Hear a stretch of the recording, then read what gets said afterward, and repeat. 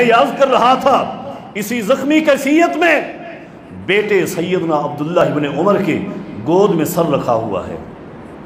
اور فرماتے ہیں بیٹا اب مجھے یقین ہو گیا ہے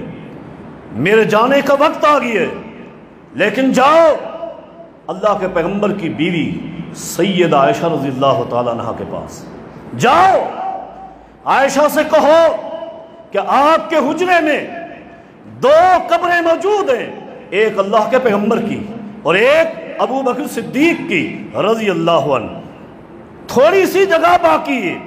اگر اجازت ہو تو میں اپنے ان 2 یاروں کے ساتھ لیٹ جاؤں، اگر اجازت ہو تو لیٹ جاؤں، لیکن بیٹا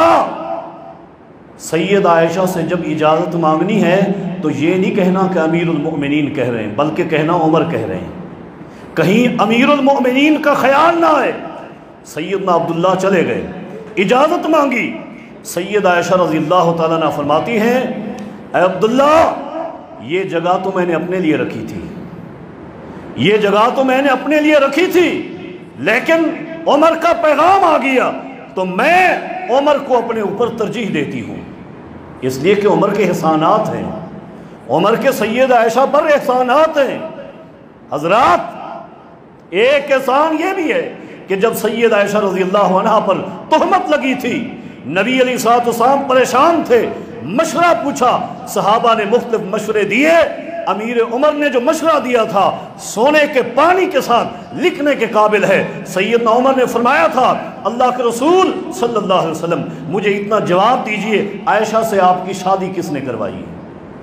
ہم اس سے پوچھیں گے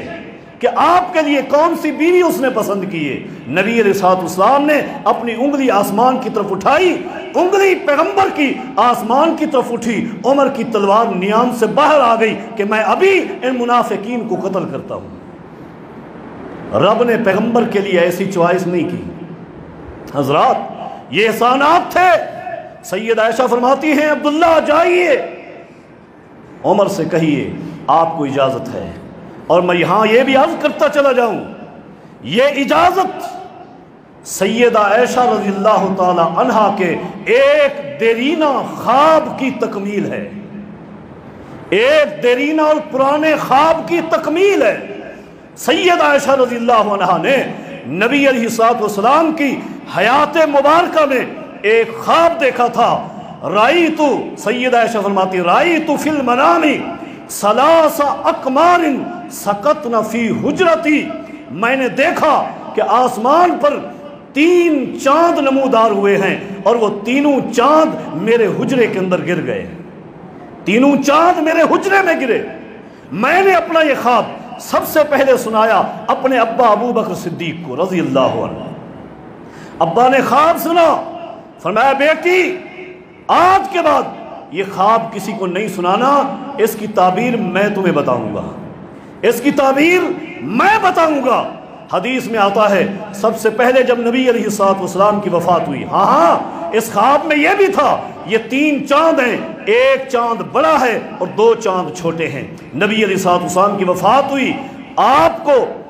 حجرہ عائشہ میں جب دفن کیا گیا، تدفین کے بعد سیدھے سیدنا ابو بکر صدیق رضی اللہ عنہ سید عائشہ رضی اللہ عنہ کے پاس گئے، ہاتھ سے پکڑا، قبر پہ لے آئے اور فرمانے لگے بیٹی تیرے خواب کی تمہید ہو چکی ہے،